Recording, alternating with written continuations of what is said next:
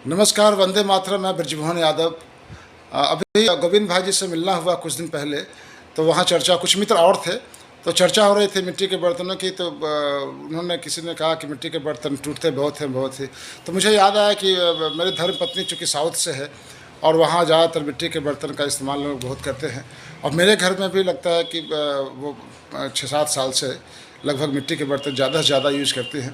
तो मैंने गोविंद भाई से ये अनुभव शेयर किया कि ऐसे ऐसा करने से मिट्टी के बर्तन थोड़ा सा अच्छे ढंग से इस्तेमाल किया जा सकता है।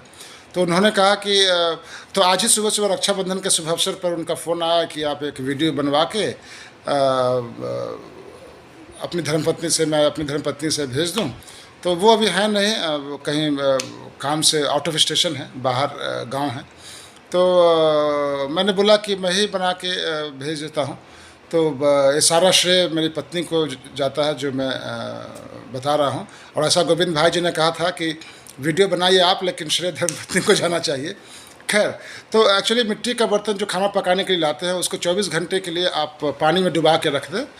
पानी में डुबाने के बाद जब 24 घंटे बाद निकालें, तो नारियल का जो वो छिलका बाहरी होता है उससे लेके उसी से रगड़ रगड़ के उसको साफ़ कर दें अच्छी तरह से। साफ़ करने के बाद, धोने के बाद उसको धूप में डाल दें। धूप में डालें तो दूसरे दिन जब धूप में डालेंगे तो उसको 5-6 घंटा, 4 घंटा, जब भी वो अच्छी तरह से सूख जाए, उसके बाद क्या करना है कि उसको नेक्स्ट डे या उसी दिन अगर समय रहे तो उसमें चावल पकाना है। और पानी उतना रखिए, थोड़ा सा गर्दन, जो मिट्टी का बर्तन के गर्दन तक कम से कम उतना पानी रखिए, और उसमें उसको खूब पकाइए, है ना, जितनी देर पकाएं, ताकि उसका चावल में जो स्टार्च है ना, पानी में मिल के, तो उस ढंग से जैसे चावल जब पक जाए तो समझिए कि हाँ, जब चावल अच्छी तरह से पक गया है, तो उसी में छोड़ दें। फिर दूसरे दिन क्या करें कि उसको फेंक के फिर नारियल के छिलके से उसको ऐसे ही धो दे, ऐसे ही पानी से धो दे, और दूसरे दिन फिर चावल बनाए। इस प्रकार से 3 दिन उसमें चावल बनाना है, ताकि उसका स्टार्च निकल के वो पूरा रात भर और दिन भर उसमें रहेगा। अगर एक बार भी बना सकते हैं चावल, लेकिन 3 दिन तक छोड़ेंगे तो उसका जो माड़ होता है, स्टार्च, उसमें स्मेल आ जाती है। तो बेहतर है कि डेली एक बार बना के उसको छोड़ दिया जाए। तो 3 दिन ये करने के बाद आपका ये मिट्टी का बर्तन तैयार है।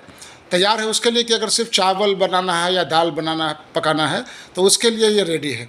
लेकिन बहुत लोग हैं, जैसे कि मेरे यहाँ भी और भी सब बहुत लोग हैं, कि इसमें सब्जी भी बनाते हैं, तेल का चीज़ ना, सब्जी बनाते हैं, बहुत लोग पूरियाँ छानते हैं या जो भी तेल से।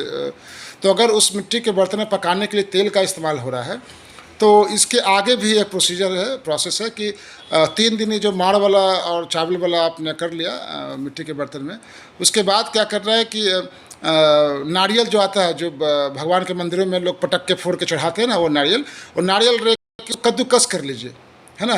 और कद्दूकस करने के बाद उसको मिट्टी के बर्तन को आग पे चढ़ा के उसमें ये डाल दीजिए, और उसको ऐसे से करके उसको हिलाते रहिए, उसको भूनते रहिए, और जब तक वो काला ना हो जाए, है ना। उसको निकाल के छोड़ दीजिए, ठंडे होने पे उसको फिर धो लीजिए। तो धोने के बाद उसमें क्या कीजिए कि अंदर से नारियल का तेल का पूरा एक परत चढ़ा दीजिए, मतलब एक लगा दीजिए, है ना। नारियल के तेल को अंदर से पूरा लगा दीजिए और लगा के उसको छोड़ दिए 24 घंटे के लिए। उसके बाद फिर उसको आप उसमें तेल का सामान, जिसमें तेल पड़ता है, वो भी सब्जी हो गया, पूरी हो गया, ये सब बना सकते हैं।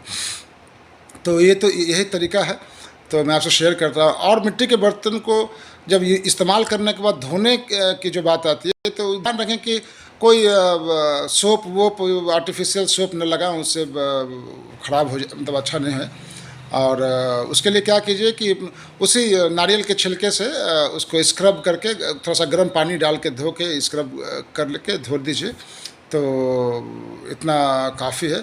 और अगर ऐसे धोना चाहते हैं तो जो गोबर के उपले होते हैं, है ना, तो उसको जला के जो राख बनाते हैं, उस राख को भी नारियल छिलका से लेके कर सकते हैं, या कोयले का जो राख होता है उसका भी इस्तेमाल कर सकते हैं, और नारियल के छिलका से उसको धो दें।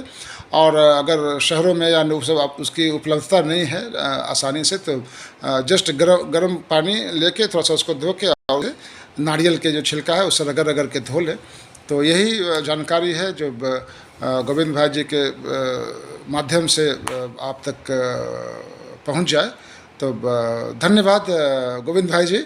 और मैंने अपनी पत्नी को श्रेय दे दिया है, बाद में ये मत भूलिएगा कि मैंने नहीं दिया है। तो धन्यवाद, वंदे मातरम।